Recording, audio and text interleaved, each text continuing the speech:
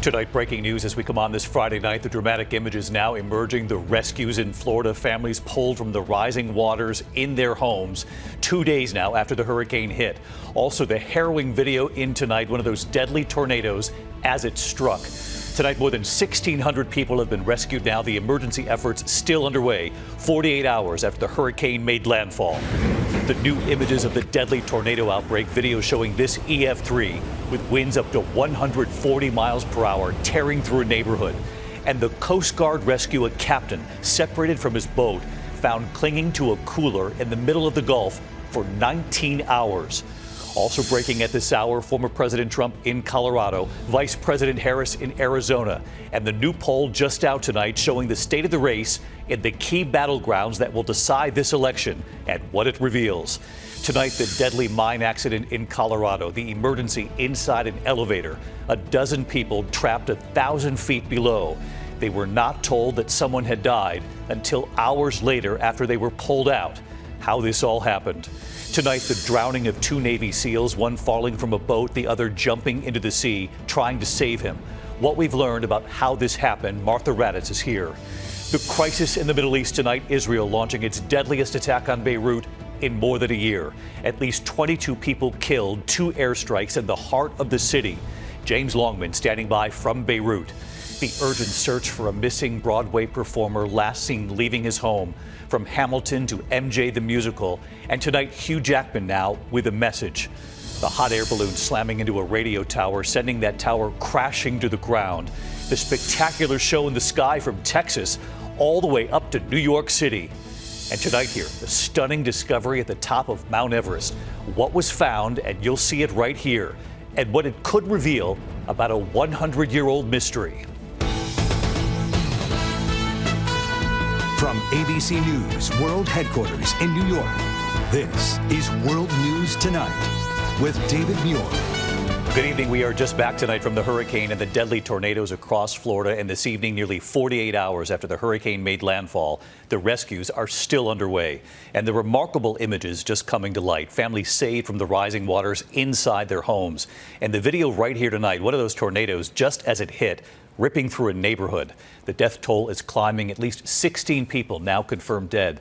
The hurricane dropped more than a foot of rain in Hillsborough County. Of course, that includes Tampa. And families are still being pulled from flooded homes along the Gulf Coast. Tonight, body camera video showing crews rescuing a family of 8 from inside this home right here. As you can see, the water up to their waists as they were pulled out using ropes. The harrowing rescue of a captain separated from his boat 30 miles from shore. He survived the hurricane clinging to a cooler for 19 hours. And as we reported while we were on the ground there, it was the more than 3 dozen reported tornadoes that proved most deadly. New images right here tonight. Look at this EF3 tornado with 140-mile-an-hour winds tearing through a neighborhood in Palm Beach Gardens, shattering the plate glass doors. It was landfall on the Gulf Coast and, of course, the deadly tornadoes near the East Coast, showing just how widespread the devastation was from this hurricane across the state. Tonight, many now facing the daunting task of recovering from the stunning damage left behind. More than 2 million without power tonight, and nearly a third of the gas stations in Florida are now empty. ABC's Victor Oquendo leading us off tonight with the dramatic rescues, the families saved from their homes. Where's everybody at? Tonight, 2 days after Hurricane Milton slammed Florida, dramatic high water rescues still underway as the death toll rises.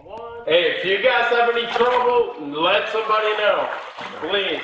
New body camera video showing Hillsborough County deputies saving this family of 8, including a child, from their flooded home, using a rope to guide them to safety. Deputies carefully carrying this 91-year-old woman out of her home near Tampa. Got it. Florida's Governor Ron DeSantis saying first responders have rescued more than 1,600 people across the storm zone. I want to thank everybody who is doing that. It's made a big difference. But Milton claiming at least 16 lives, many killed during that horrific tornado outbreak. Nearly 40 twisters reported ahead of landfall. This is the terrifying moment of violent EF3 tornado. That giant funnel tore across backyards in Palm Beach Gardens, shattering windows.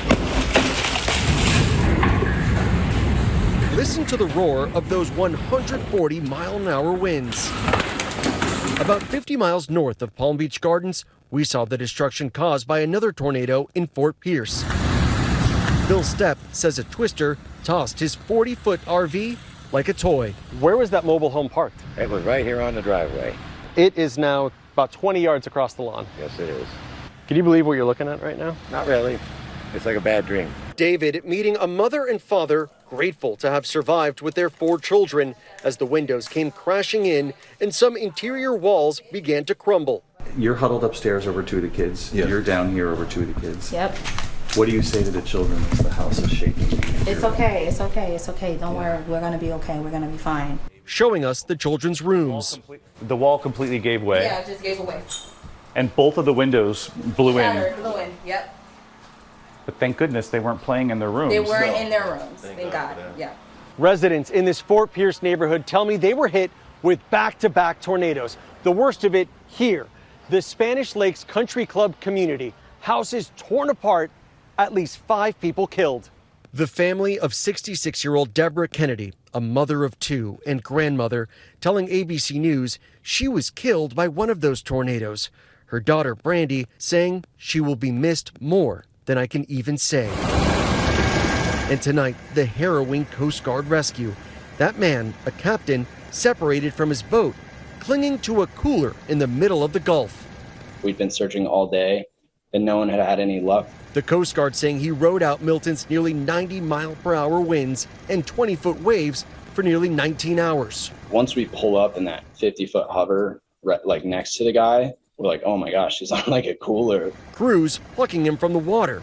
He had an emergency locator beacon, which helped rescuers find him. I see this guy, like hair looks like Castaway movie where he's covered in salt. He's got a life vest on. He's soaked. And at that point, it really set in. You're like, oh my God, I can't believe we just found this guy. And tonight, recovery efforts ongoing. Crews racing to restore power to more than 2 million homes and businesses. And nearly 30% of gas stations out of fuel statewide, according to Gas Buddy. And long gas lines adding to the misery. President Biden today offering more support to the region. And the president, after railing against former President Trump for lies over the FEMA response, today suggesting he believes there will be a political price for these lies. I think those who have been spreading these lies to try to undermine the opposition are going to pay a price for it. And David, the president will visit Florida on Sunday to tour the damage, and there is a lot to see on both coasts. Here on the east, those deadly tornadoes, powerful enough to topple this massive tractor trailer, and of course, the flooding on the west coast. David? Victor Oquendo with us again tonight. Victor, thank you. And we turn to the other news this Friday night, the race for the White House and the key battlegrounds tonight. The new polls just out showing this race is tightening in the key states that will, of course, decide this election. Former President Trump in Aurora, Colorado today, claiming Venezuelan gangs have taken over Aurora. That city's Republican mayor tonight saying Trump's claims are not true. Vice President Kamala Harris in Arizona tonight reaching out to Republican voters and what she revealed about a personal exchange with the late John McCain.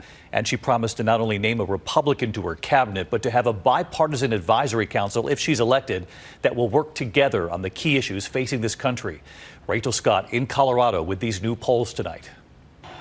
Tonight, 25 days to go. Donald Trump railing against immigrants. Trump traveling to Aurora, Colorado, a city he has falsely claimed is being overrun by migrant crime. Aurora's own Republican mayor saying that is not true. I will rescue Aurora and every town that has been invaded and conquered.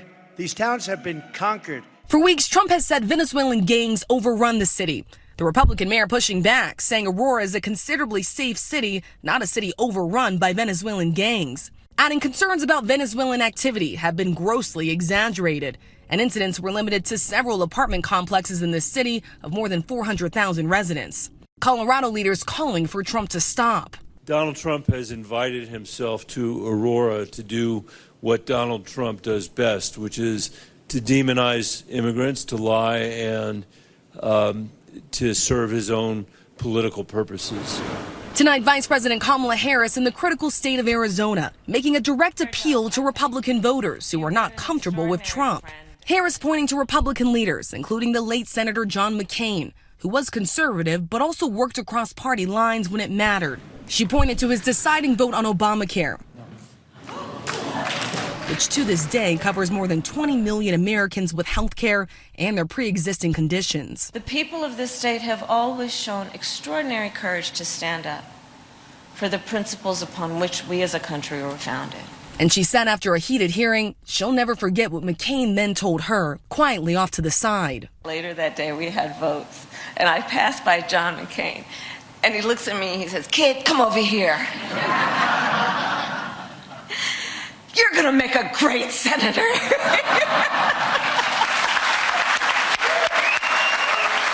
story. True story. True story. That was John McCain. Tonight, Harris, who has been endorsed by hundreds of Republicans who worked for Presidents Reagan, both Bushes and Trump, now signaling she will not only have a Republican in her cabinet, she will have a bipartisan council in the White House to work with Democrats and Republicans on key issues. Overnight, former President Barack Obama in Pittsburgh with an appeal to men across the country. Hello, Pittsburgh! Black men in particular, urging men to show strength and vote to send a message that a woman can lead this nation. I've noticed this especially with some men who seem to think Trump's behavior, the bullying and the putting people down, is a sign of strength. And I am here to tell you that is not what real strength is. It never has been. And David, a new poll out from the Wall Street Journal tonight shows just how close this race is in the 7 battleground states that will ultimately decide this election. So Vice President Kamala Harris with a slight edge in Arizona, Georgia, and Michigan, ahead by just 2 points within the poll's margin of error. And Donald Trump ahead in Nevada, but up by just 1 point in Pennsylvania within the margin of error as well. The candidates are tied in North Carolina and Wisconsin. David, with just 25 days to go, this race closer than ever. A dead heat in the key battlegrounds. Rachel Scott tonight. Rachel, thank you again. We're going to turn now to the deadly mine accident in Colorado. Police say a tour guide was killed when the elevator malfunctioned. A dozen visitors trapped for more than 6 hours, 1,000 feet below. They were not told someone had died. And here's Mola Lengi. Tonight, authorities identifying the person killed in an elevator malfunction at that Colorado gold mine. In a mine, there could be accidents, and this was a tragic accident. First responders racing to the scene Thursday afternoon, rescuing 11 people, some with minor injuries, from the elevator, which officials say became stuck 500 feet underground during its descent. There was some type of an incident with the doors, and at that point, something went wrong. We don't know what caused that. We don't know how it happened. 12 others, including a tour guide, stranded at the bottom of the mine, 1,000 feet deep for more than 6 hours, unaware of the fatality, eventually hoisted up in small groups in the repaired elevator.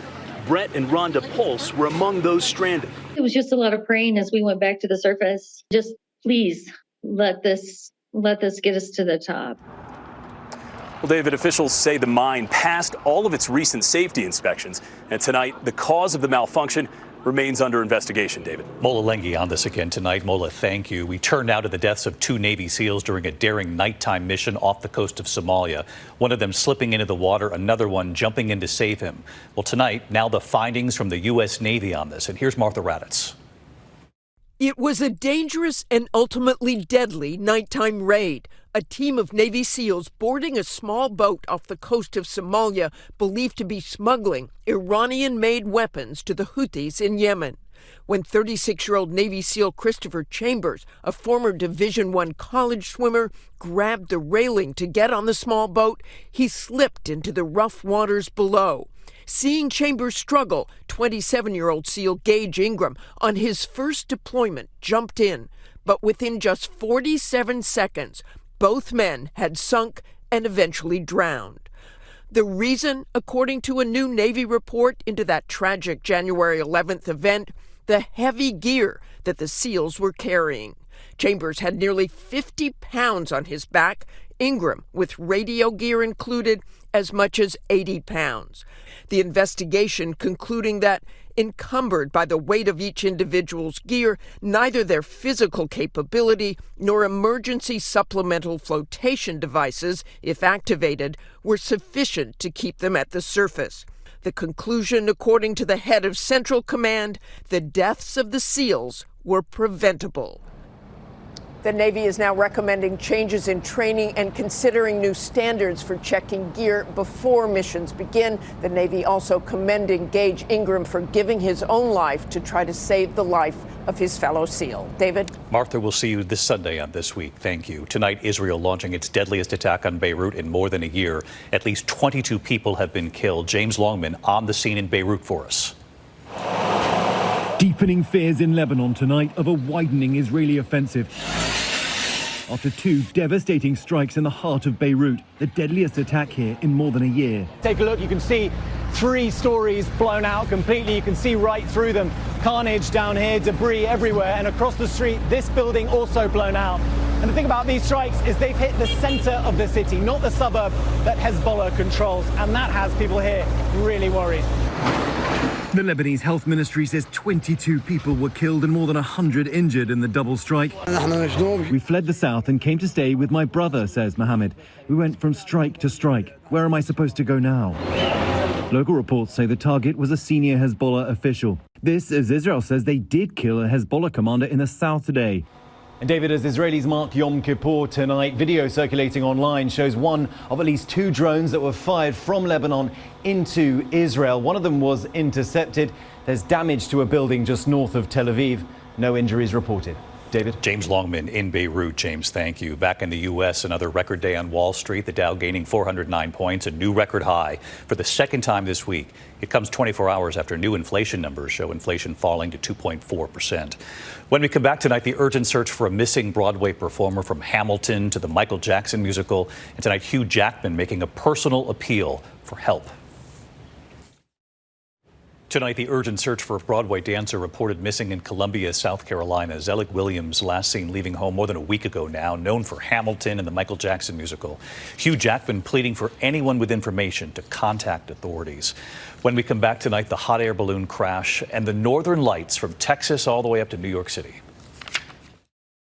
To the index, a hot air balloon crash in Albuquerque, New Mexico. The balloon slamming into a radio tower, knocking it right to the ground there. The balloon coming down just moments later. No one was hurt. The northern lights from California to Texas to the northeast. This from Portland, Maine. And look over the New York City skyline, the Statue of Liberty there. This from Monroe, Wisconsin. And the National Weather Service posting photos from Lubbock, Texas, writing simply, wow. When we come back tonight, what's been discovered at the top of Mount Everest? You'll see it. Have they solved a 100-year-old mystery tonight? Finally, the discovery on Mount Everest. Could it solve who really got to the top first? Here's Trevor Ault. Tonight, the remarkable discovery at the top of Mount Everest that could solve a century-old mystery. A documentary team working with National Geographic uncovering this boot, the sock inside stitched with the name of famed climber Sandy Irvine. 100 years ago, Irvine and his climbing partner George Mallory were attempting to be the first people to ever summit Everest, but they disappeared. The question of whether they made it to the top has been one of the biggest mysteries in climbing. I looked at this picture I had of George Mallory's boot, and it matched perfectly. I leaned over and I kind of turned over the sock, and it was a red label, and it was clearly stitched into it, A.C. Irvine. It's possible the pair reached the peak of Everest nearly 3 decades before the historic climb of Sir Edmund Hillary and Tenzing Norgay. Sometimes the greatest discoveries happen when you aren't actually looking for them. And teams are still searching for Sandy Irvine's camera that could have proof of them summiting Everest, David. A stunning discovery, Trevor. Thank you. I'm David Muir. I'll see you Monday. Good night. Thank you for making World News Tonight with David Muir, America's most watched newscast.